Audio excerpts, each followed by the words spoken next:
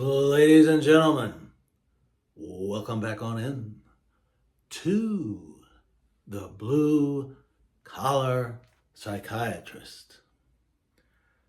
Today, I'm going to discuss a movie that I saw over 20 years ago. But it had such a great impact on me that I wanted to bring it to your attention. The movie is called About Schmidt, Schmidt. It was, I believe, released in 2002 or thereabouts. And near the end of that movie, Schmidt, who is a widower fairly recently, who has very little relationship with his adult daughter, who really has not much to do now. He's lost since he is not working. And he is sitting at a desk thinking.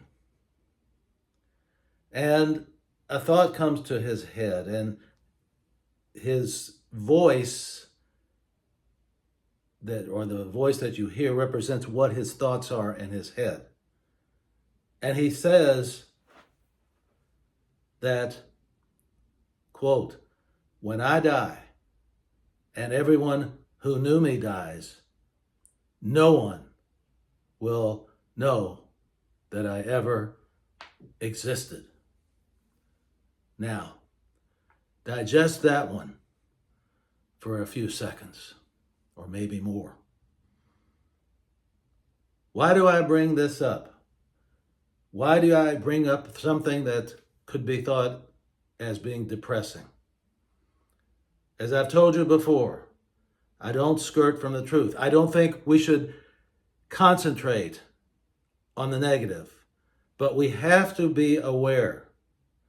The question then remains, where does reality end and negativity begin?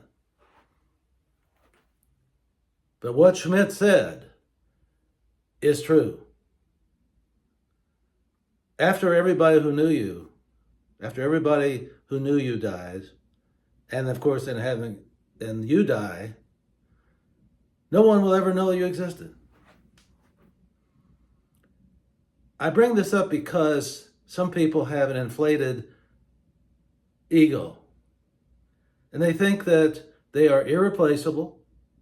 They think that no one can take their place. And they think that they're so important, that the world can't go on without them. Well, I have news for them and for those who think that way. The world has gone on for thousands and thousands or millions and millions of years with people who come, they live, and they die. And that's it. Now you can say, well, they accomplished this and they did that and they did that. Fine. But as time goes on, people will forget those people. You and I are not that important. We may think so. We may think that we're the center of the universe. We may have inflated egos. But the bottom line is this. As Schmidt said, we're going to be forgotten, regardless of who we are, whether we were a pauper or whether we were the king, whatever. The best surgeon in the world, the best lawyer in the world, the best speaker in the world, whatever. We are all going to be forgotten. The point here is this. You're not that much different than the guy that you see sleeping who's homeless on the street. Oh, of course, you have more money, you can afford certain things, you can afford shelter, you can afford food, and so forth. But we are all human. And when we start to think that we are very, very important, so important that the world cannot live without us, that the world cannot spin without us, then that gets us into trouble. We have an inflated self-esteem. And we think we can push other people around. We think we can boss people around. We think that we're the smartest and the best looking. And pretty soon you become an obnoxious person, someone who people avoid. Although there may be some people who are attracted to that because they think it's a source of power. People are attracted to power. There's no question about that. They're attracted to that power, and they're thinking, boy, if I could only be friends with that guy, man, I'd be on cloud nine. Man, he must go places and do things, and it must be very interesting, and it must be great to be like him, and he's got all the women in the world he wants, etc., etc., etc. But I'm here to tell you that in the end, it's all meaningless.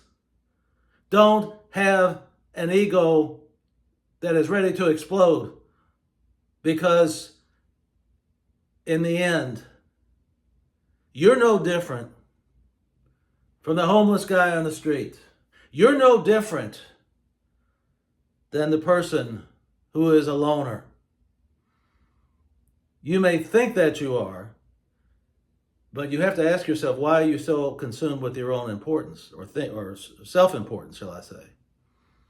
Does it make you feel better to look at somebody else and think to yourself, oh, well, I'm better than him? I got news for you. You're not better than anybody. I remember years ago, there was a man in my community. He was much older than me, but he was very, very wealthy and had a number of businesses and was involved in various things, community-oriented. I didn't know him well, but I knew of him. And one day his son, who was in his 40s, I believe, passed away suddenly.